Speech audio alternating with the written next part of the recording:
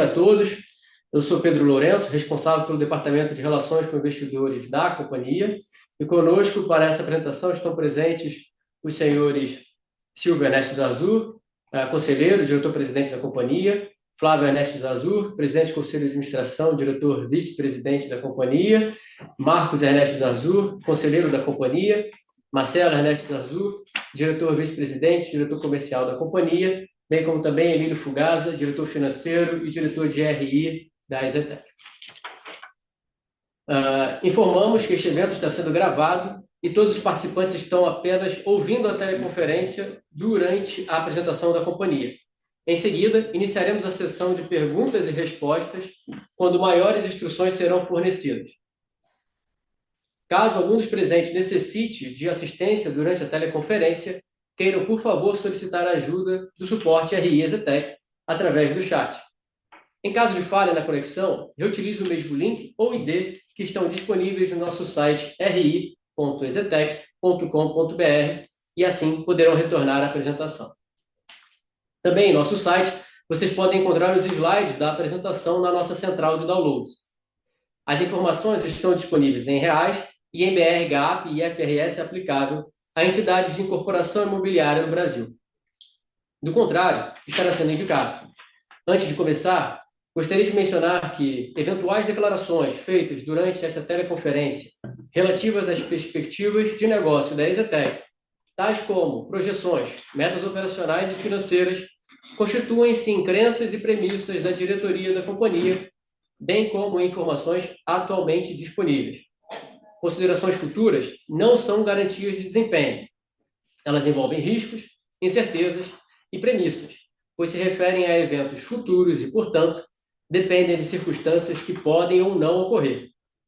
Investidores devem compreender que condições econômicas gerais, condições da indústria e outros fatores operacionais podem afetar o desempenho futuro da EZTEC, conduzindo a resultados que diferem materialmente daqueles expressos em tais considerações. Agora, para iniciar a apresentação, gostaria de passar a palavra ao senhor Emílio Fugazza, diretor de RI e financeiro, que iniciará a apresentação. Por favor, Emílio. Obrigado, Pedro. Obrigado, Pedro. Bom dia a todos e a todas. É um prazer enorme estar aqui na nossa teleconferência de resultados do primeiro trimestre de 2025, já iniciando a nossa apresentação falando de lançamentos, onde, conforme vocês podem notar, 616 milhões de reais no primeiro trimestre de 2025 significa um crescimento de quase 32% em relação ao primeiro trimestre do ano passado. Mas não é só isso. Se a gente observar aqui do lado direito, a gente também percebe que é o trimestre mais forte de lançamento que nós tivemos entre todos os primeiros trimestres da companhia. E não para por aí, o segundo trimestre vem na mesma magnitude, dado os empreendimentos que nós vamos mostrar para vocês que estamos lançando. Então, para falar desses empreendimentos, começamos no próximo slide. O HMI Park Residences. O HMI é um lançamento nosso aqui próximo à nossa sede, aqui na República do Líbano, no bairro de Moema. É na rua HMI, aproximadamente uma quadra da República do Líbano, com 318 milhões de reais de VGV. Apartamentos de 215 e 290 metros quadrados, num segmento de alto padrão, um lançamento com as características de um produto de alto padrão, alta classe, desenvolvido pela companhia, pela EZTEC. Também lançamos, nesse trimestre, o SP360. O SP360 é um projeto que originalmente vinha da EZEM, foi transformado em projeto residencial. Ele está localizado praticamente na esquina da Avenida dos Bandeirantes com a Avenida Ibirapuera, muito próximo do metrô Eucaliptus, linha Lilás, muito próximo do shopping Ibirapuera, num lugar extremamente nobre, quase 300 milhões de VGV. Já estamos com 52% vendido, registrado no sistema, até essa data, obviamente, mas já temos mais vendas desse empreendimento para registrar agora nos próximos dias. Apartamentos estúdio, apartamentos de 24 a 35 metros quadrados. Na próxima página eu ressalto aquilo que já estamos trabalhando e que vai acontecer ou está acontecendo agora no segundo trimestre de 2025. Começamos pelo Lume House, à esquerda do vídeo. É um empreendimento nosso na Vila Prudente, próximo da Iaiamelo, muito próximo do nosso Dreamville Vila Prudente, um terreno que terá mais 2 lançamentos além desse.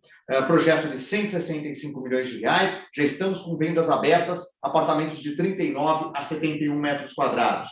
Também já estamos com vendas abertas no Alt Studios by EZTEC, o nosso RI deve informá-los até a próxima semana, é um VGV de 106 milhões de reais, muito próximo de um sucesso que nós fizemos alguns anos atrás, chamado Sky House, na Chácara Santo Antônio, empreendimento que consiste também de apartamentos pequenos, estúdios, de 28 a 35 metros quadrados, cuja venda já está se desenvolvendo e está se desenvolvendo muito bem. Ambos os empreendimentos que eu mencionei, 100% EZTEC.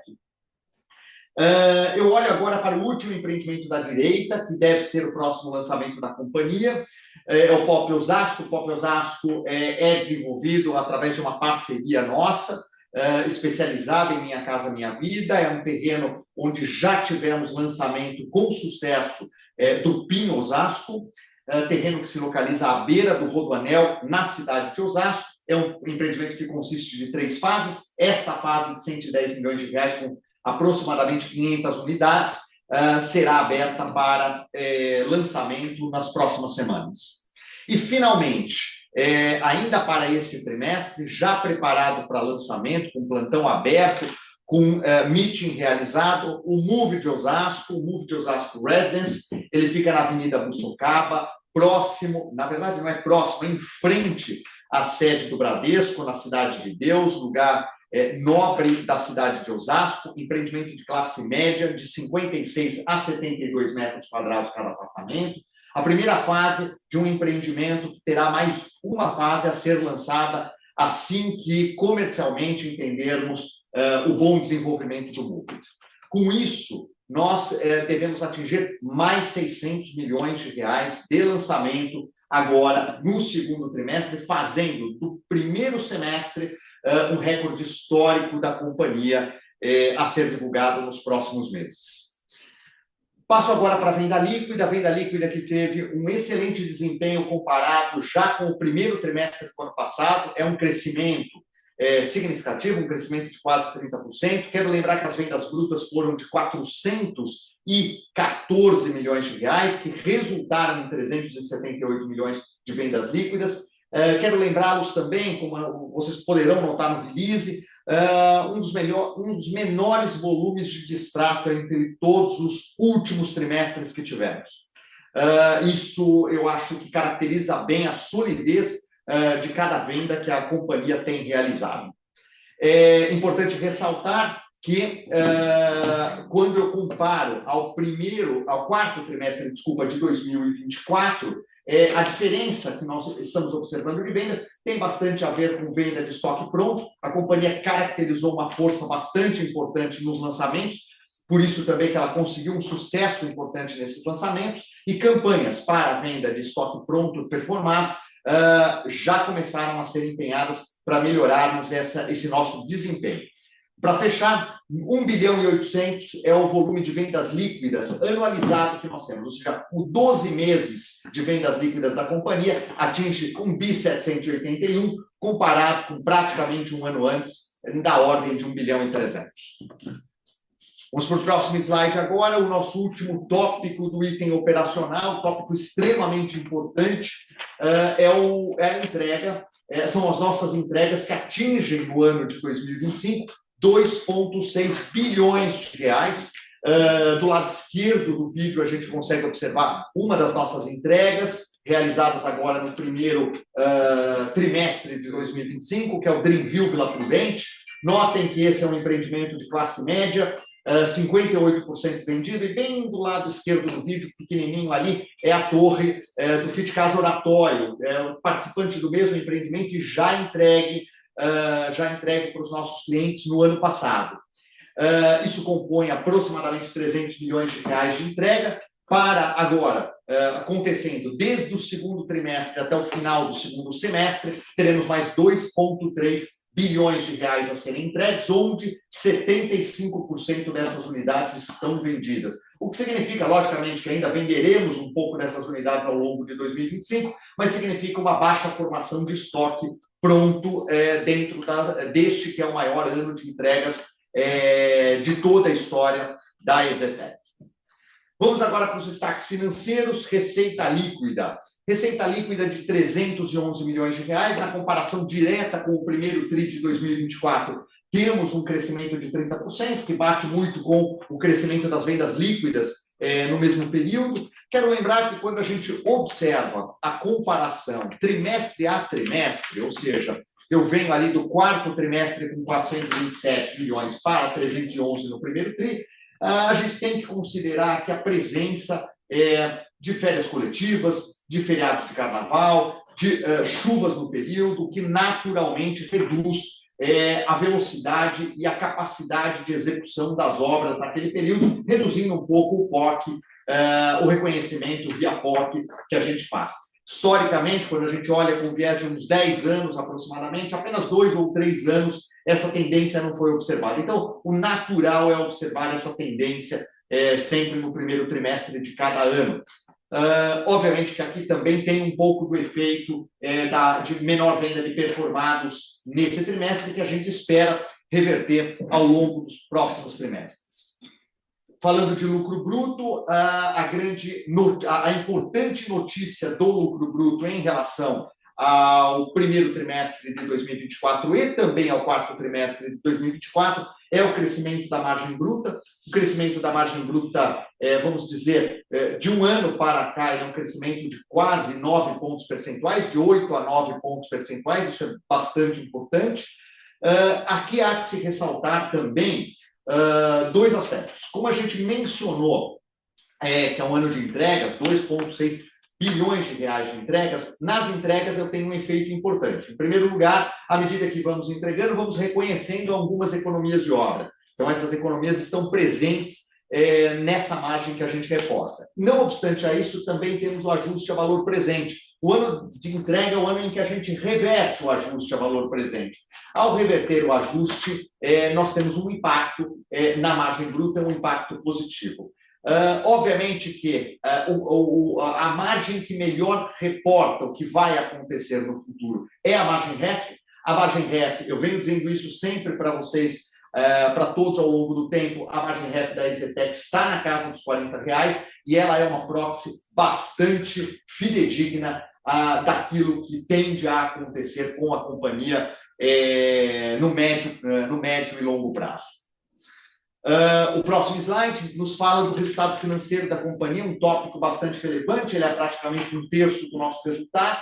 Notem a estabilidade no gráfico de baixo da esquerda, a estabilidade do valor nominal do resultado financeiro da companhia. Isso tem a ver, logicamente, com a aplicação de caixa, menos as dívidas que nós temos, mas tem a ver, sem dúvida nenhuma, com o nosso segmento de alienação fiduciária, de financiamento ao cliente final. A gente tem mencionado aqui que existirá uma formação líquida, isso é uma tendência, não é uma projeção, não é um guidance, é uma tendência, dado o fato de que as taxas de financiamento bancário estão bastante elevadas no comparativo ao longo dos anos. Então, como os senhores podem observar, houve um crescimento de aproximadamente 27 milhões líquido em alienações fiduciárias, mas oriundos de uma formação de 44 milhões de novas AFs ao longo desse primeiro trimestre. Então, tanto quanto vocês percebem a formação líquida, percebem que o volume de pagamentos, o montante de pagamentos é bastante significativo. No release, é possível observar algo ainda mais interessante, o duration desses releases. O duration desses releases, de forma bem simplista, é possível observar lá que ele está por volta de 70 meses. Em 70 meses, eu tenho aí o recebimento de mais de 50% do montante dessa carteira. Por quê? Porque praticamos em larga escala a tabela saque, isso é muito importante, e esses nossos recebíveis estão na taxa média de aproximadamente 10%. O próximo tópico é o nosso bottom line, o nosso lucro líquido. O lucro líquido atinge 94 milhões de reais. É importante ressaltar que há uma expansão em relação ao primeiro trimestre de 24, e há uma expansão anualizada também em relação a um ano atrás, né? Nós estamos falando que a companhia nos últimos 12 meses atingiu 442 bilhões. São passos, nós estamos dando passos de organização onde uma série de coisas estão contribuindo para esse lucro líquido. Não é só o aumento da margem bruta, é também uma melhora significativa ao longo dos anos na eficiência da despesa comercial, na eficiência da despesa administrativa. Isso pode ser observado, inclusive, com uma redução de despesa administrativa trimestre a trimestre. Então, enfim, é uma construção de resultado que está nos levando a um lugar diferente, dada essa gestão que tem sido feita nesse momento. Com isso, temos uma estrutura de capital composta da forma como podem observar neste slide, no gráfico da direita, onde a nossa holding hoje conta com 933 milhões de reais de caixa para uma dívida corporativa de 681 milhões. Então, a nossa holding ela é absolutamente caixa líquida, e se a gente fizer uma comparação de queima ou aquisição de caixa ao longo desse período, a gente vai perceber que na holding nós tivemos geração de caixa líquido. Na nossa composição geral foi queima. Por quê? Porque nós estamos usando mais financiamento à produção, nós temos de fato, uma execução de obras que está consumindo financiamento à produção que está a um custo bastante competitivo. Mas na holding está existindo uma geração de caixa. A dívida líquida é de 398 milhões e, como vocês podem perceber, baseada em financiamento à produção. Com isso, a gente fecha esta parte da apresentação, falando de dividendos, a nossa tradição da distribuição do dividendo trimestral, são mais 22 milhões de reais a serem distribuídos, aproximadamente 10 centavos por ação, onde a data ex-dividendo será 23 de maio e o pagamento em 30 de maio de 2025. Dessa forma, eu fecho a apresentação, passando para os comentários iniciais do nosso diretor-presidente, Silvio Ernesto Zarzur. Acho que queria agradecer a todos aí pela audiência, a todos e a todas, como o Emílio falou, e assim, acho que a apresentação ela resume um pouco o que foi a operação da empresa. Eu acho que a nossa receita não reflete exatamente em que ponto nós estamos, acho que a gente recupera essa receita um pouco aí ao longo dos trimestres. E eu quero lembrar que dos lançamentos desse semestre projetado, já estão todos ou lançados ou com plantão aberto, né? Então, a gente não tem um risco de execução. Eu estou falando já do segundo trimestre. E para o próximo trimestre, nós já temos alguma coisa como 900 milhões de reais de projeto aprovado e já temos plantões prontos para ser abertos, que a gente não vai abrir agora por uma questão operacional, né? Então, a gente vem bem firme em mudar o patamar de operação da empresa. Eu falo de volume de operação e de volume de resultado. É uma estratégia que nós aqui juntos traçamos. Existe aqui, a gente olha esse resultado e ele não é ruim, mas tem uma combinação, um ajuste entre os diretores, controladores e diretores profissionais, que isso não satisfaz a nossa capacidade. Então, agora me cortou, o alinhamento dos diretores. Então a gente está alinhado, nós todos, em busca da gente conseguir mudar os patamares da empresa. Acho que é isso. E o Emílio falou, a gente atuou aqui ao longo do ano em várias frentes como vocês veem aí, a despesa operacional diminuir. Nós atuamos em melhorias na empresa de vendas, em melhorias em tudo para a gente conseguir fazer frente ao desafio. Acho que o cenário, surpreendentemente, o mercado tem respondido, né? Isso é uma coisa que não depende da gente, mas é surpreendente que ele tenha respondido. Acho que e também é interessante, eu vou falar isso que também é interessante, uma hora vende produto de estúdio, outra hora vende apartamento de 10 milhões, depois está vendendo o médio, o pequeno, cada hora, cada semana, cada mês vende uma coisa e acaba compondo todo uma coisa, vamos falar, boa, no final de tudo, né? Isso é interessante, como a companhia atua em todas as áreas, a gente experimenta bons resultados e vamos falar, vales de demanda em todo tipo de mercadoria. Acho que é isso. Então, a gente está bem tranquilo com a operação e a gente acredita firmemente que a gente vai conseguir desempenhar melhor aí nos próximos semestres. É isso. Flávio, gostaria de dar uma palavra nesse começo para a gente liberar para as perguntas? Não, assim, acompanhando aqui o que o Silvio está falando, eu quero dar as boas-vindas a todos, traduzir também nós, além do alinhamento na diretoria, nós temos um alinhamento no conselho em 100% da estratégia colocada, nós estamos com uma estratégia, nós temos um banco de terrenos grande, que nós temos botado ele em utilização, e com isso gerando capital para, no futuro, a gente ter uma estrutura de capital mais adequada para o momento que a gente vive.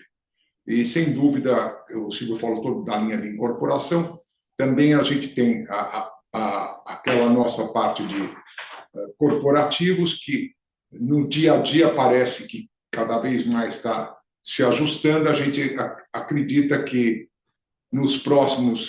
durante esse ano, a gente consegue colocar uma das torres do Ester Tower. Flávio, alugar. Alugar, colocar. Colocar é alugar, não, nós não estamos falando em venda. E isso tudo vai dando uma dinâmica que a gente vai ficando mais confortável com toda a utilização do patrimônio que a gente tem. É isso. Pedro, vamos liberar para perguntas. Obrigado, diretores. Agora, abriremos a sessão de perguntas e respostas. Iniciaremos com as perguntas do seu site que cobre a companhia, seguindo a ordem previamente estabelecida que vocês veem na tela, desde que o representante esteja com a funcionalidade Raise Hand ativa. Na medida em que o tempo permitir, atenderemos também as perguntas que chegarem via chat. Caso não seja possível respondê-los dentro do tempo previsto, solicito encarecidamente que encaminhe a pergunta com um contato de e-mail para o nosso contato de RI disponível em nosso site. Dessa forma, nosso time de relações com investidores conseguirá atendê-los. Nossa primeira pergunta, ela vem do Bank of America, da senhora Carla Graça. Senhora Carla, a senhora pode prosseguir. Bom dia, pessoal. Muito obrigada pela oportunidade de fazer uma pergunta. Eu tenho duas do meu lado. A gente viu que nesse trimestre teve um aumento considerável da margem bruta, chegando perto dos 40%, como vocês comentaram, e que esse crescimento vem muito da reversão de AVP nos projetos próximos à conclusão. Vocês podiam dar uma cor de quanto essa reversão impactou na margem do trimestre? E quanto dessa margem também vem de um maior controle de custos e aumento de preço que vem ajudando também a margem REF? E a minha segunda pergunta é, como vocês comentaram, nesse primeiro semestre do ano vai ser um recorde histórico para a companhia de lançamentos. E eu queria entender se vocês pretendem continuar lançando esse mesmo volume também no segundo semestre do ano. Se a gente analisa só esse primeiro tri, vocês chegam praticamente 2,5 bi de lançamentos no ano. É isso mesmo que a gente pode esperar? Obrigada.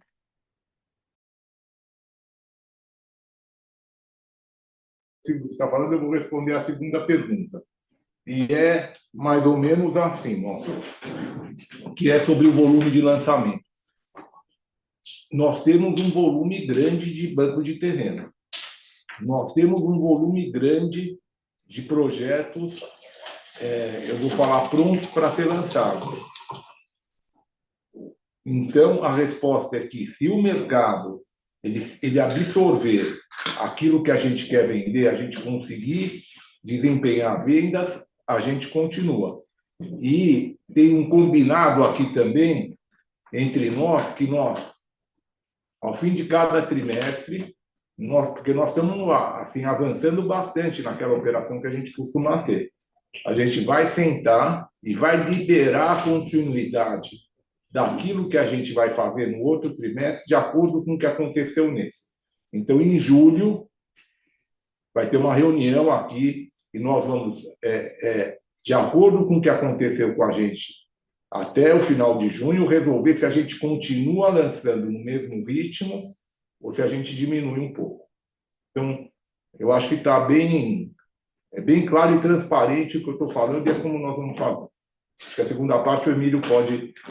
A primeira parte, né? O Emílio pode falar melhor. Obrigado. Obrigado, Silvio. Carla, muito obrigado pela pergunta e pela oportunidade de falar sobre a margem. Carla, tem um gráfico, né, na página 8 do release, que o Pedro sempre coloca, onde ele fala um pouco da composição da margem, né? E nesse gráfico ele conta uma história interessante, onde produtos, por exemplo, ali do ano de 2021, 22, 23, eles estavam mostrando margem bruta há um ano atrás, ou seja, no primeiro trimestre, de 31% a 38%, né? Ou seja, então nós estávamos vendo, na média, um 30% abaixo de margem bruta na companhia, e é exatamente o que a gente estava reportando. Aí ele mostra a composição da barrinha, no primeiro TRI de 25, praticamente tudo na casa de 40%, só os lançamentos de 2024, vamos dizer, um pouco abaixo de 30%, em torno de 28%. O que está querendo dizer isso? Está querendo dizer algumas coisas. A primeira delas, nós temos uma componente de NCC. E NCC, nos patamares em que ele começou a chegar, ele começa a recompor a margem. É isso que a gente via muito no passado acontecendo, e nós estamos vendo de novo isso acontecer. Dado a maneira como a gente cobra do cliente, a quantidade de dinheiro que o cliente nos paga até as chaves. A segunda questão tem a ver com um controle muito mais apurado ou muito apurado dos nossos fornecedores e das nossas execuções de obra. Então, isso está nos levando ao fato de que as obras que nós estamos executando e entregando neste momento estão absolutamente em dia com os seus orçamentos. E a terceira questão é a reversão do AVP. Então, você nota que a reversão do AVP também trouxe para obras que eu estou falando aqui de 2021 e 2022, ela trouxe a margem de volta para 40%. Então, por que eu conto toda essa história? Porque quando você olha o 28% dos lançamentos reconhecidos em 2024, agora no primeiro TRI de 25, ele tem a ver com o fato de que eu pus um AVP enorme ali, porque o AVP é calculado em cima da NTN daquele período. A NTN daquele período foi de 8%, então eu tenho um AVP enorme nessa consideração. E eu tenho obras que ainda não estão impactadas pelo INCC, ou seja, carteiras, desculpa, que não estão impactadas pelo INCC. Então, paulatinamente, a margem vai sendo recomposta. Mas o AVP, isoladamente, para te responder, é menos de 1 ponto percentual na margem, ou em torno de 1 ponto percentual na margem. Respondemos a sua pergunta, Carla, tanto eu quanto o Silvio?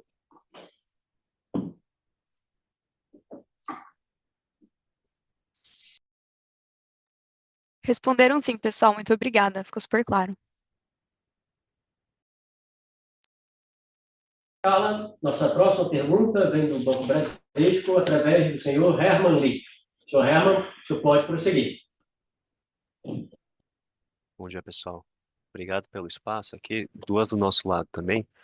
A primeira é sobre os estúdios, os lançamentos, né? Vocês têm lançado bastante nos últimos tris e também alguns no pipeline, como vocês mostraram no slide anterior. Só queria entender se esses terrenos foram comprados no plano diretor antigo ou é mais uma estratégia da empresa em focar nesse tipo de produto. E a minha segunda pergunta é sobre a Esther Tower. É só uma atualização rápida de como está o cronograma da obra, se houver algumas mudanças, e como vocês estão vendo a dinâmica de preços que estão sendo praticados na região atualmente. Obrigado. Vamos falar sobre os estúdios, acho que depois o Flávio e o Marcelo podem falar sobre o SPEC, né? E o Márcio também.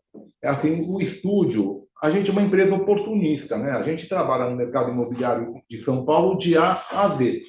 Então, a gente quer estar presente em todos os segmentos. E isso Então, o estúdios é mais uma consequência da gente estar ocupando todos os espaços possíveis no mercado. A gente tem mais, nós devemos ter mais 2.000, não sei, para lançar no prazo de 12 meses. Eu acho que tem um número, até o pessoal que pode estar estranhando um pouco, mas é que a gente tem vários, só para lembrar, nós temos vários projetos que têm estúdio dentro do mix de produtos deles. Eles não são prédios exclusivos de estúdio, eles vêm, por exemplo, um apartamento desde 70, passa por 60, 50, 30 e chega nos estúdios de 22. Então, a gente procurou fazer um mix de mercadoria que tem dado muito certo para a gente, esse tipo de venda, vamos falar, conjunto de vários tipos de mercadoria. Então, não é uma estratégia especial da empresa, mas a estratégia da empresa é, sim, ocupar todos os segmentos de cima e embaixo na região metropolitana de São Paulo. É isso. E sobre estéreo, bom dia para todo mundo, né? Minha primeira fala é agora. E sobre estéreo, a gente está animado que agora começou uma procura realmente real e grande para o aluguel lá na região. Nosso prédio já foi procurado por 4, 5 players grandes para aluguel. O preço não é o preço que a gente sonhou no início do lançamento de aluguel, mas é o que tem por momento e a gente está disposto a alugar e esperar o tempo para buscar um melhor retorno para o empreendimento. E o cronograma de obra? E o cronograma de obra, a primeira torre, a gente está planejando terminar no final desse ano, começo do ano que vem, e a segunda torre a gente também vamos fazer a fachada e vamos esperar a oportunidade da procura para a gente determinar uma data real. Se tiver mais alguma dúvida... Herman, respondemos a sua pergunta? As suas perguntas.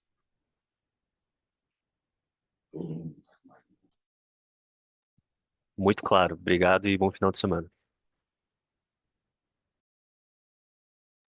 Obrigado, Herman. Nossa próxima pergunta vem do Banco BTG Pactual, através do senhor Gustavo Cambaúva.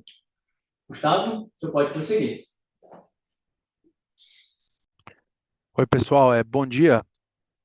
Eu queria perguntar aqui para vocês um pouco sobre, né, esse volume grande de entregas que vocês têm para esse ano, e aí se vocês pudessem comentar em cima de 2 tópicos aqui, né? O primeiro é como é que vocês veem esse volume de estoque pronto da companhia potencialmente crescendo bastante, né? Vocês mostraram que 75% das entregas estão vendidas hoje, mas enfim, obviamente vão vender mais alguma coisa, né, até a data da entrega, mas o estoque pronto potencialmente poderia quase que dobrar aí, né, se a gente considerar o volume de entregas grande. Então, como é que vocês pensam em trabalhar esse estoque pronto ao longo do ano?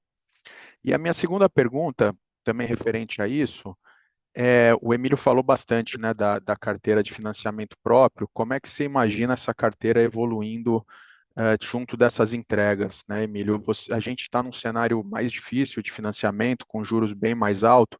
Você acha que a conversão do financiamento próprio fica muito mais alta do que ela era historicamente? Tem sido já assim, talvez vocês entregaram um pouco agora nesse primeiro tri, mas você já tem visto talvez uma conversão maior de encarteiramento próprio da EZTEC? Ou você acha que fica parecido com patamares históricos? E se tem uma espécie de guidance aí do tamanho que essa carteira pode chegar? Obrigado, bom dia.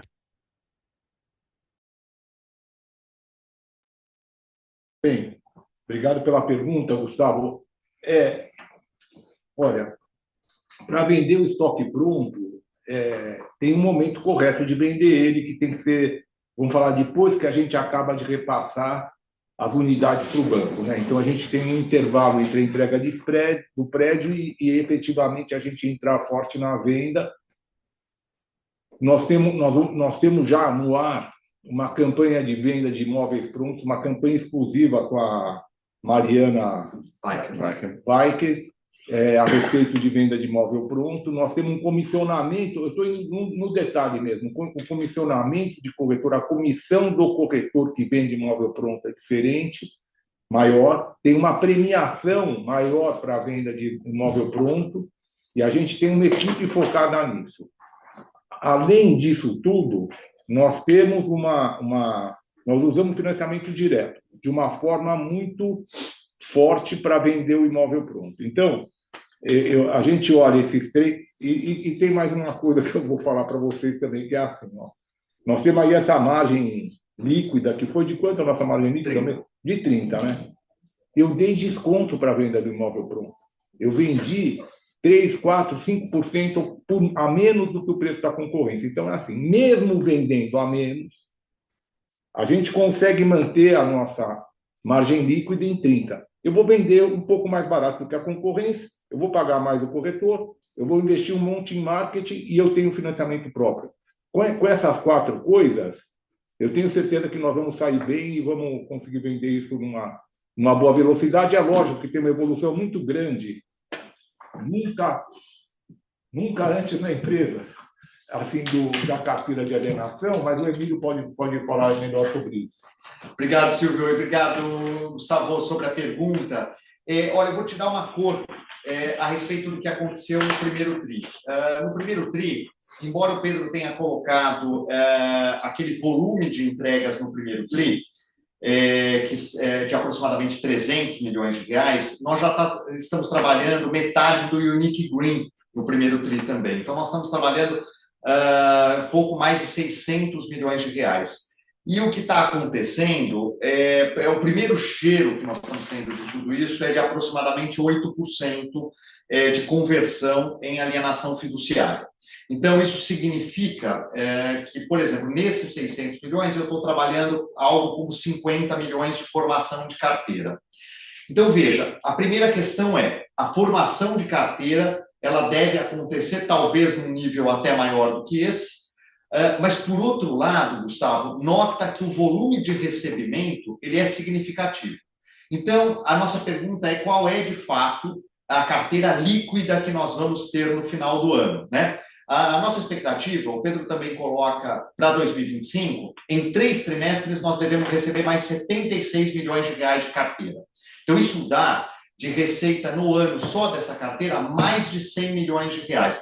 Então, a formação líquida, ela deve ser significativa, dado o volume de entregas, a gente já conversa de maneira aberta o aspecto que devemos ter algo de pelo menos 50% a mais de carteira do que a gente tem hoje, dados os números que nós já falamos para vocês, o quanto está convertendo e o quanto está entregando. Essa, então, fica uma cor sobre a nossa expectativa. Gustavo, conseguimos responder sua pergunta?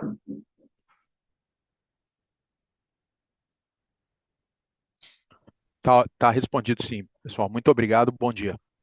Bom dia, Gustavo. Obrigado. Pedro? Obrigado, Gustavo. Seguindo, nosso próximo da lista é o Citibank, através do senhor André Mazzini. Senhor André, pode prosseguir.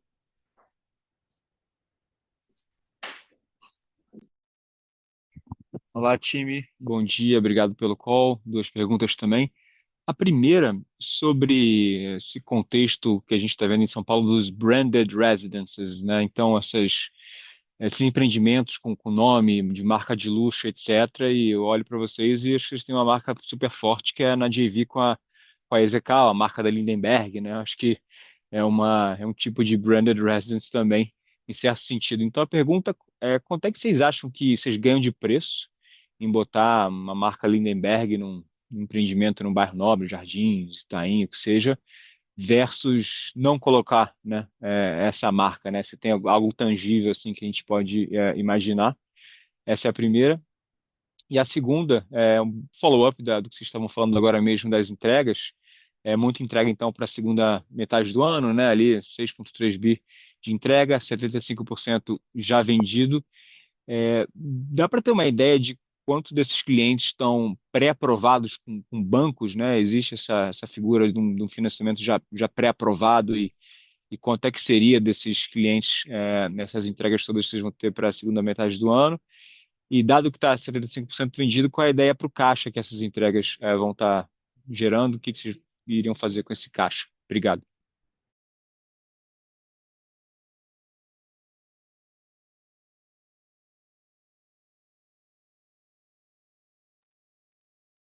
pergunta. André. André, é assim, olha, na questão da Adolfo Lindenberg, é uma marca, como você mesmo falou que ela tem, ela não é só uma marca, um nome, ela também tem conteúdo por dentro. Então, grande parte, todos os projetos deles são desenvolvidos por eles, eles têm alguns atributos que eles colocam nos produtos deles que a gente, muitas vezes, num apartamento médio, a gente não coloca. Além disso, além de ter os atributos dele, parte deles são construídos por eles, eles têm uma estrutura de personalização também com um cuidado maior, eles conseguem ter um olho mais próximo ao empreendimento, que a gente muitas vezes não consegue aqui dar esse cuidado todo. Então, para nós, a marca Lindenberg ela está acima, ela não é só a marca, ela é conteúdo. Então, no caso de Lindenberg, é isso que eu tinha para dizer. Não, e eu queria falar uma coisa, assim, olha, assim, falando já de preço, de precificação, um produto Lindenberg, ele costuma vender, eu vou falar um sobrepreço na faixa de 8%. Então, acho que 8% é um número razoável para quanto se cobra mais, ou se paga mais quando você tem a marca deles. E é engraçado, eu vou falar uma coisa que é engraçada, né? Eu costumo falar que eles não vendem apartamento, que eles não vendem apartamento, compram um apartamento Lindenberg. Então o pessoal liga lá, eles vão comprar apartamento da Lindenberg. É uma coisa meio tradicional em São Paulo você ter eles associados a imóvel de alto padrão. E o cliente procura a marca deles. E você sabe que eles construíram um prédio para nós. Nós fizemos um prédio para nós, para a nossa família, os controladores. A gente tinha um terreno e nós construímos um prédio inteiro para nós morarmos, nossa mãe, nossos filhos, né?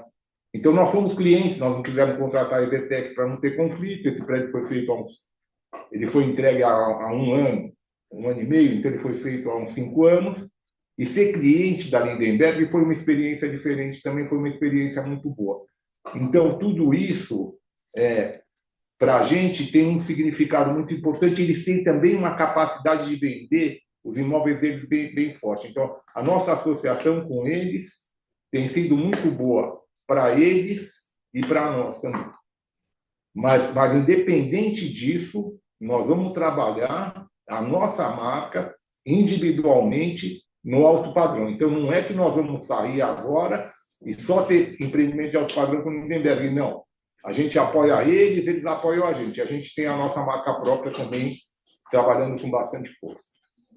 Obrigado, Silvio. André, respondendo a sua pergunta, então, da entrega, geração de caixa que pode ser obtida através dessa entrega, os números que eu sempre faço aqui, não me pegue exatamente pela palavra ou pela vírgula, mas é da seguinte forma. Nós temos 2,6 bi de VGV a ser entregue, sendo que 75% está vendido.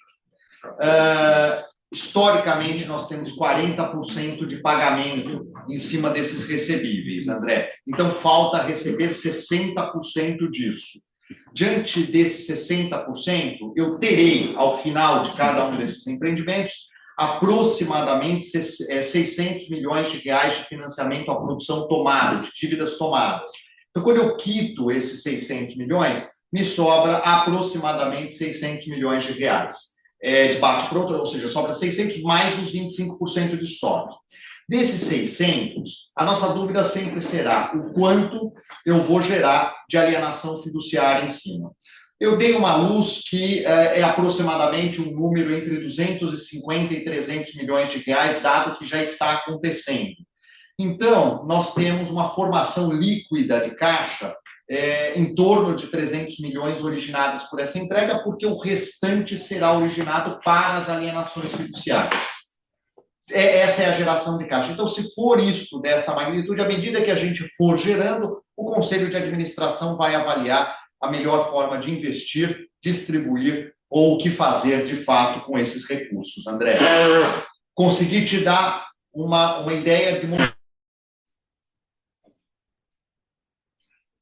Muito claro, era exatamente isso. Obrigado, pessoal. Bom dia. Obrigado, André. Bom dia, Pedro. Obrigado, André. Nossa próxima pergunta é do Goldman Sachs, através do Joel. Joel, o senhor pode prosseguir. Bom dia a todos, obrigado pela oportunidade. Então, eu queria voltar aqui a falar sobre a Esther Tower. Se bem entendi, mais cedo estavam falando sobre o processo de alugar o Esther Tower, mas queria entender um pouco mais sobre as conversas de uma possível venda. Então, tem aí uma visão de que a gente pode ver uma queda de juros, seja segundo semestre, seja ano próximo. Eu queria entender se as conversas pelo Esther Tower têm mudado, estão esquentando, ficam iguais. Seria isso. Obrigado. Jorel. Jorel, obrigado pela pergunta. Aqui é o Flávio. Só para comentar com você. Nesse momento, o nosso foco de estratégia no Esther Tower não é venda. Nosso foco é, primeiro, alugar, ancorar o prédio. Nesse meio tempo, a gente vai estar terminando a primeira torre, e depois, na sequência, vir com a segunda torre. Depois de alugado, vamos esperar, e temos certeza, né? Porque nós vivemos no Brasil. Um dia os juros estão lá em cima, outro dia os juros vai acomodar, numa época com juros mais baixos, com um retorno mais adequado para os juros que a gente tenha no futuro. Nesse momento, não é um retorno que a gente consegue, que a gente acha adequado para colocar um prédio desse tamanho. Então, a gente está nessa, né? A nossa linha é essa. Jorel, respondemos a sua pergunta?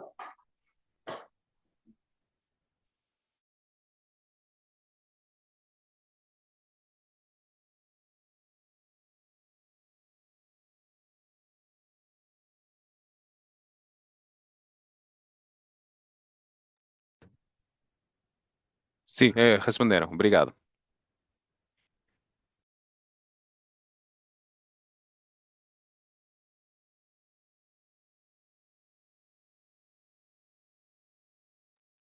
A próxima pergunta vem do Banco Itaú BBA, através da senhora Mariângela Castro. Mariângela, pode prosseguir.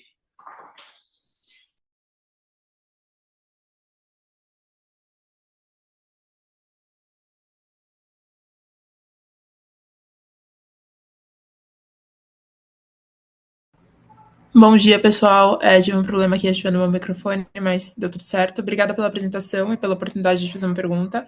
Do meu lado são duas.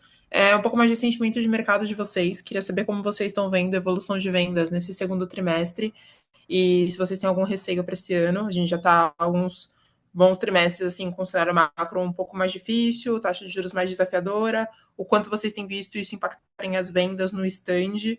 Talvez diminuir um pouco a velocidade, quais são as preocupações de vocês nesse sentido? E a segunda pergunta também é se vocês estão vendo alguma tendência de atraso de obra na cidade. A gente está partindo aí para um ano forte em entregas entre todas as companhias de médio e alto padrão. Há uns 2 anos atrás, as empresas falavam muito de atraso, principalmente para material de elevador. Queria saber se tem alguma coisa parecida que pode acontecer agora em 2025, atrasando as obras na capital. É isso, muito obrigada. De cenário. Alguém quer falar? Eu começo, posso terminar ou eu começo? Eu falo Pode também. começar. Não, o cenário, na verdade, assim, a gente ainda está com umas entregas atrasadas ainda no começo desse ano. A gente está regularizando tudo isso.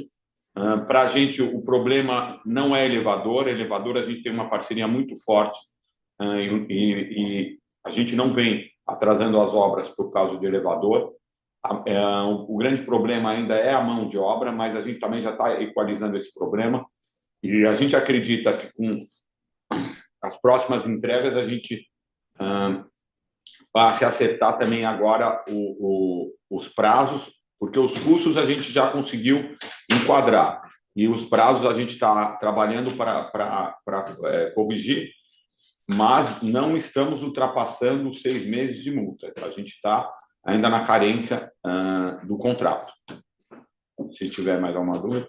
A outra pergunta é sobre a evolução das vendas no segundo trimestre e os desafios com juros altos. Eu vou falar assim, é desafiador, viu, Mariana? É desafiador bastante mas tem ido bem. Então, é meio que uma coisa assim, não dá para fazer uma previsão do que vai acontecer, porque se você olha de fora, parece pior do que está. Então, se você fizesse uma análise, me contava como é que está a economia, etc, etc, etc, eu ia falar, pô, não vou lançar porque não vai vender. E, na verdade, está vendendo de um jeito ou de outro. Eu quero lembrar também uma coisa que tem aqui que é importante. Assim, a nossa margem ela pode ser usada a nosso favor. Numa situação de maior dificuldade, a gente pode usar a nossa margem a nosso favor para a gente não perder todo o volume. Eu não sei se você está lá numa situação onde você tem uma margem mais comprimida, você não tem espaço para manobra, né? Nós temos, e isso não é uma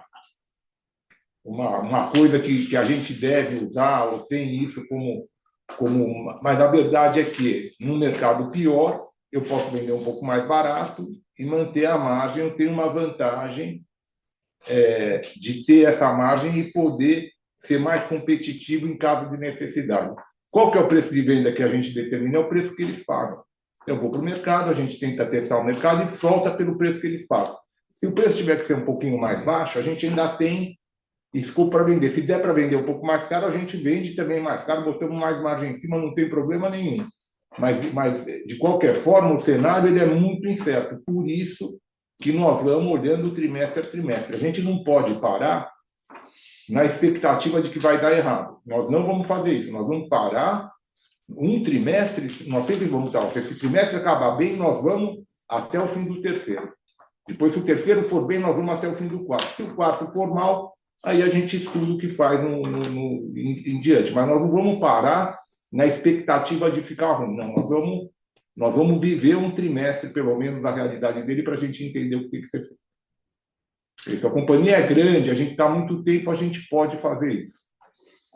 Obrigado, Silvio e Marcelo. Mariângela, respondemos sua pergunta? Responderam sim. Só um follow-up bem rapidinho. A dificuldade em relação à mão de obra é alguma mão de obra específica ou no geral? Desculpa, no geral. O Mariângela, é um pouco mudança de estilo de vida. A pessoa não quer mais trabalhar na obra, a engenharia aqui da empresa, as pessoas querem ser influencer ou querem ser motoboy de Uber, elas não querem trabalhar na obra. E a gente está trabalhando bastante aqui em tecnologia para reduzir o número de pessoas necessárias na obra, a gente trabalhar com coisa mais industrializada. É uma coisa que eu vejo aqui, a engenharia, o Marcelo apoiando muito, o Flávio também, a gente buscando isso aqui para diminuir a necessidade nossa no canteiro. E viu, Mariângela, também só entrando nessa conversa, no último 1 ano e meio, nós trouxemos um novo diretor de engenharia, que é o Silvio Gama, um cara experimentado e colocado, e reconhecido pelo mercado, e a gente tem feito as mudanças, ele tem ajustado alguns os sistemas, tem mudado a nossa composição de escoras, de gruas e tudo mais, para que a gente possa ter um diferencial. E, no tempo, a gente acredita que nas próximas obras que estão se iniciando agora, a gente não vai ter esse problema recorrente, porque a gente está se antecipando. É isso. Obrigado, Mariângela. Seguindo agora para o banco JP Morgan, através do representante Marcelo Mota. Mota, pode prosseguir. Opa, obrigado, Pedro. 2 pontos rápidos, né? O primeiro, só no release, né? Vocês falam que a evolução do Esther Tower foi 67%, né? Que é o mesmo volume de construção que estava no release do quarto tri. Então, só pensar se de fato a obra não evoluiu, vocês tiraram um pouco o pé mesmo, só entender se é isso ou se é algum outro motivo. E a segunda pergunta é sobre como é que vocês estão vendo as condições de financiamento na ponta aí nesses últimos lançamentos, né? No primeiro tri e agora no segundo tri, nesse que vocês abriram, se vocês percebem algum, né, aumento ali nos que os bancos estão pedindo ou na régua de vocês quando vocês estão fazendo essa pré-seleção aí dos clientes nesses instantes. Obrigado. Quem que está falando? Marcelo Mota. Marcelo, assim, sobre o Esther Tower, 67%, lembrando que uma torre, são 2 torres, e uma torre está bem mais adiantada que a outra, e é essa que a gente está trabalhando para concluir no final do ano. Essa evolução, ela nunca ficou parada, a torre, mas sempre estava andando bem lentamente, concluindo lá o L ponto em cima, que é uma obra mais complexa, e a gente acaba agora nesse trimestre. Para você voltar, e a procura pelo nosso imóvel começou no início desse ano. E para você acelerar uma obra dessa, você tem um tempo de recontratação e para ativar todos os fornecedores. E esse foi o período de fazer isso. E agora a gente vai correr com tudo para terminar a primeira torre, e volto a falar, 67% de um todo, sendo que a primeira torre já está muito mais adiantada, e por isso a gente acredita que deve entregar ela no final do ano, se tiver algum locatário expressivo.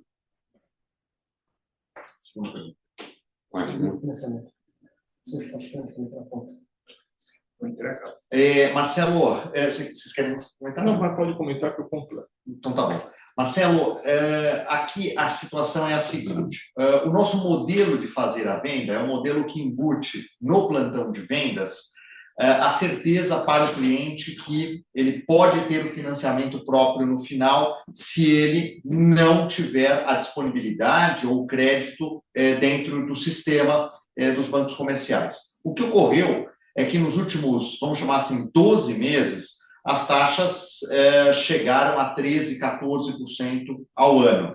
Então, o que acontece é que a renda das pessoas não evoluiu no mesmo patamar. Então, há uma dificuldade natural para tomar o crédito, e ele já tem o crédito da EZTEC aprovado. Não obstante a isso, a gente já conhece o comportamento de crédito.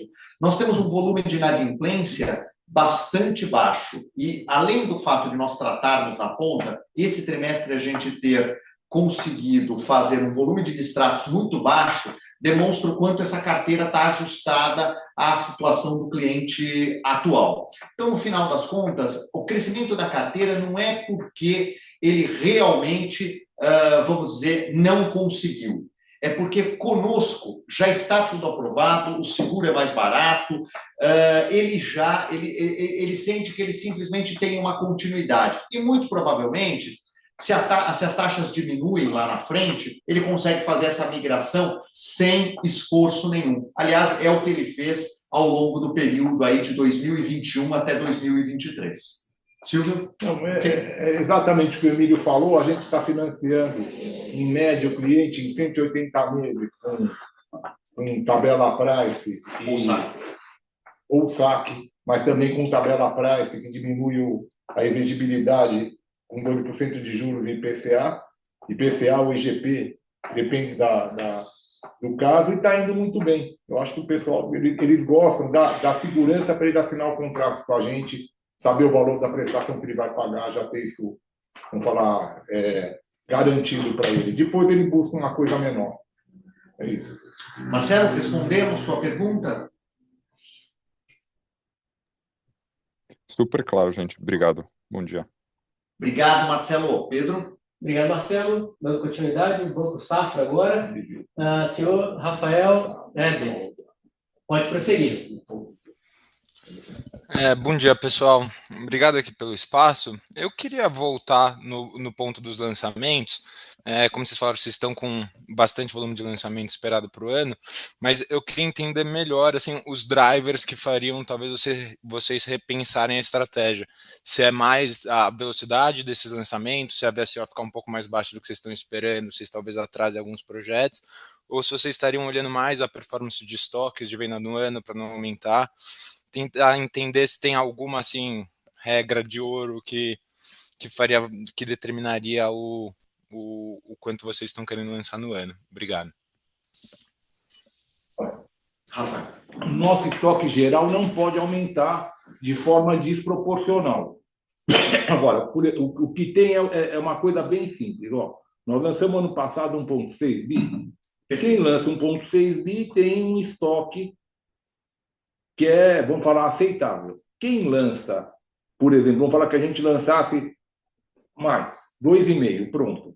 Tem um estoque proporcional que a gente vai aceitar. A gente não vai aceitar um aumento grande de estoque que a gente enxergue algum risco ou desconforto para a companhia. É isso. E o que nós vamos fazer? Nós vamos atuar. Pode ser que, por exemplo, vamos falar que o estoque ele amplia. A gente atua um trimestre, reduzindo esse estoque para voltar a lançar depois. Eu acho que é bem tranquilo. Se o cenário econômico ele piorar, se eles pararem de comprar por qualquer motivo, a gente tem que parar e focar na venda do estoque para depois voltar a lançar. É isso. Nós não temos um compromisso de guidance, uma obrigação. Nós não temos isso. Nós queremos é dar bom resultado para a companhia sem pôr a companhia em risco. Nós não vamos ser conservadores, mas também não vamos ser... nós não vamos pôr a companhia em risco de jeito nenhum. É isso. Rafael, respondemos sua pergunta.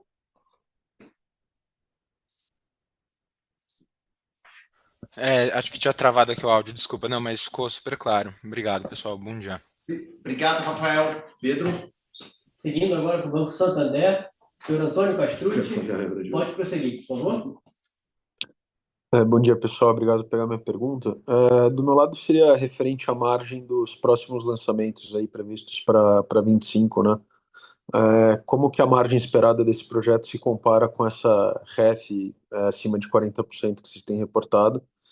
E o segundo ponto também, como que fica a cabeça de vocês já com esse nível de margem bem robusto, né? O trade-off entre margem e VSO daqui para frente, se eventualmente faria sentido sacrificar um pouquinho dessa margem ou não?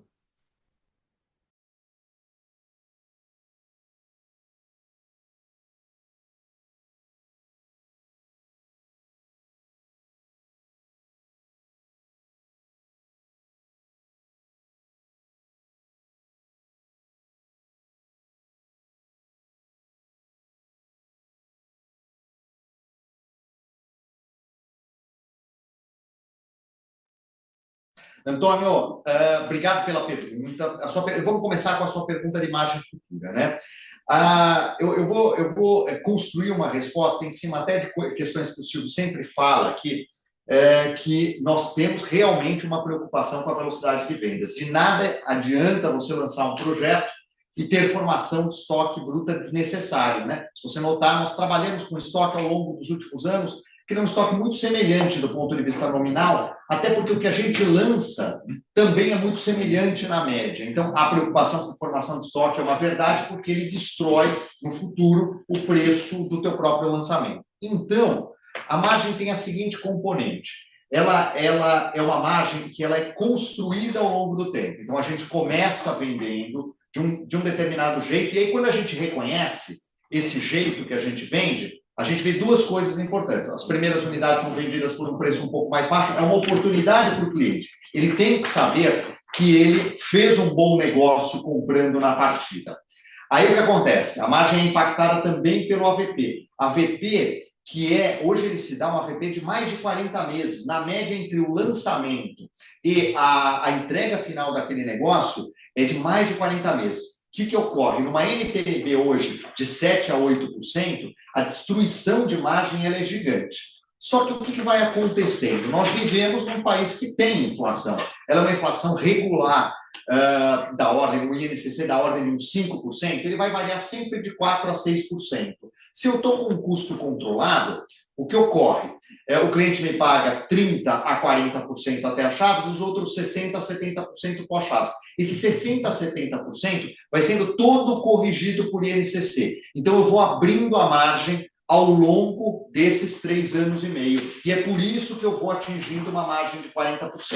Então, você vê uma margem mais baixa na partida e vê uma margem mais alta na entrega, desde que tudo esteja controlado. Então, aquele gráfico do Pedro, lá da página 8 do release, ele demonstra a realidade da companhia, para o passado e para o futuro também. Alguns melhores, outros, vamos dizer, naquela média, mas é a realidade da companhia. Antônio? Eu só quero falar assim, vai ter uma mistura de novo quando a gente ver a nossa margem, né? Nós vamos vender de novo um monte de pronto antigo, vai aumentar tudo. Eu acredito que a margem assim, ela vai variar de acordo com o mercado. Se esse mercado voltar, o mercado não está bom, nós estamos vendendo com margem comprimida. Se o mercado melhorar, nós vamos aumentar a nossa margem. Se o mercado piorar, nós vamos diminuir um pouquinho, porque nós vamos correr atrás de vender pelo preço que eles compram. Se eles pagarem mais, nós vamos aumentar um pouquinho a margem, se eles pagarem menos, nós vamos diminuir ela um pouco. Acho que é isso. Antônio, conseguimos te dar uma cor nesse assunto?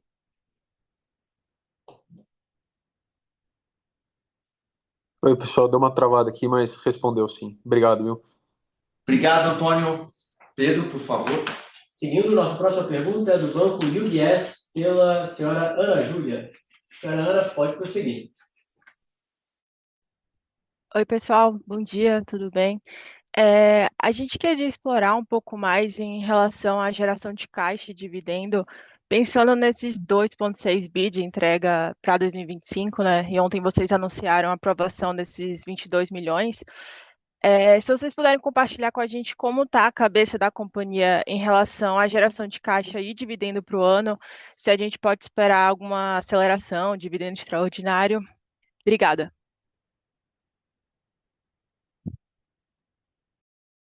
Ana, bom dia, obrigado pela pergunta. Ana, eu vou recapitular vamos dizer, a nossa conta aqui a respeito dessas entregas. Nós temos 2,6 bi de entregas com 75% vendido. Esse 75% vendido está, em média, 40% pago. Então, eu tenho uma geração possível de 60% em relação a tudo que está entregue. Desses 60%, nessa continha de 60%, eu tenho 600 milhões de financiamento imobiliário para quitar. Não é o que eu tenho agora, mas até eu acabar essas obras no final do ano, eu vou ter aproximadamente 600 milhões de reais. Diante disso, a geração de caixa possível é de 600 milhões de reais. Então, 600 de dívida com 600 de geração. Nos 600 da geração, nós temos uma expectativa, dado o que está acontecendo agora. Não é um guidance, é simplesmente o que já está acontecendo desde o primeiro trimestre. Nós temos uns 300 milhões de geração de AF líquida, né? Então, 300 milhões de geração de AF, remanesce 300 milhões de geração extraordinária de caixa dada a essas entregas, mais o estoque, obviamente. À medida em que isso for acontecendo, obviamente que o Conselho de Administração vai avaliar se vai fazer uma distribuição extraordinária, se vai fazer novos investimentos, se vai fazer uma recompra, ou se vai deixar o dinheiro no caixa. Mas isso precisa acontecer primeiro. Assim, conforme você aumenta o volume de lançamento, se a gente realmente cumprir o que nós temos na cabeça, o consumo de caixa, para você fazer frente aos lançamentos, independente de compra de terreno, ele é importante. Então, quando você acelera o lançamento, mídia, plantão, início de obra, outorga, tudo isso junto, ele leva a um consumo de caixa. Tem esse consumo de caixa. Tem a disposição da companhia, que não está muito clara ainda, da gente ficar com essa carteira. Vamos falar que a carteira de alienação aumente 250 milhões. A gente tem pensado em talvez ficar ou não. A depender disso, a gente pode ou não ter um caixa relevante, mas se a gente resolver ficar com ela aqui, rendendo esses 18% ao ano que ela tem rendido, a gente vai ter um consumo de caixa aqui também. E tem uma combinação nossa também, esse dinheiro que nós pegamos, esses 670 milhões de reais que nós pegamos através de debênture e financiamento, que eu vou chamar corporativo, mas corporativo, que não é de obra, o combinado é manter ele no caixa, fazendo uma pequena arbitragem a nosso favor, para usar num eventual negócio extraordinário que nós não estamos vendo. Então, tudo isso junto leva... O Emílio falou bem, ao longo do ano, nós temos uma aquisição importante que pode acontecer, que traz um consumo de caixa aí na companhia, talvez em torno de 300 milhões, né, que é uma coisa importante, e temos muitas outras receitas fora essa, né? A gente está falando do repasse do que está vendido, nós vamos vender os apartamentos prontos, nós temos um monte de coisa acontecendo na companhia que gera muito mais caixa do que tudo isso, e tem uma série de despesas correntes que vão absorver outra parte disso. Na verdade, é uma análise do plano de negócio e a gente resolver isso ao longo do ano. Pronto. Ana, respondemos a sua pergunta? Responderam sim. Muito obrigado, pessoal. Bom dia. Obrigado, Ana. Bom dia, Pedro. Obrigado, Ana. Vamos à nossa última pergunta do dia, vindo do Banco XP Investimentos, através do Juan Argenton. Sr. Juan, pode prosseguir. Oi, pessoal. Bom dia. São só dois temas que eu queria tocar aqui. Primeiro é só um pouco de cenário de crédito de financiamento à produção. Queria entender um pouco se vocês têm visto, talvez, alguma mudança de cenário, se têm tido um pouco mais de dificuldade nesse cenário de financiamento à produção. E a gente sabe que vocês fizeram a emissão, não é a emissão do CRI, eu acho que vocês bem falaram agora que pode ser efetivamente para pagamento do terreno do Extra. Mas queria entender se isso poderia efetivamente virar uma fonte de funding para vocês em produção, tá? Se isso pode ser relevante em algum momento. E a segunda pergunta é um pouco mais de cenário em relação a imobiliário e Star Towers. Queria só entender um pouco, que a gente tem um pouco da impressão que, por mais que a gente que tenha reduzido efetivamente o nível de vacância na região da Chucre, no geral a ocupação tem sido bastante levada por grandes locatários, né? E eu queria entender se efetivamente a demanda que vocês estão tendo, que já que o empreendimento de vocês no geral vai ser um dos remanescentes com grande área contínua, se essa demanda tem sido efetivamente por grandes locatários, isso facilita um pouco o processo e agiliza também esse processo de locação e ancoragem do empreendimento. Obrigado. Eu só queria responder a respeito da história do Extra.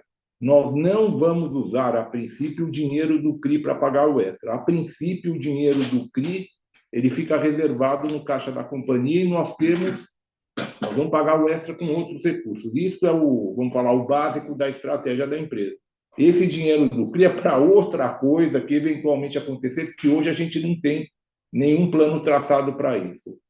Eu acho que é só isso, e detalhe, o resto, Flávio, Emílio. Flávio, podia falar um pouquinho da demanda dos locatários, né, Flávio? Não, assim não. O Marcelo está mais ao par. Eu posso falar assim, qual é o nome dele mesmo? Juan.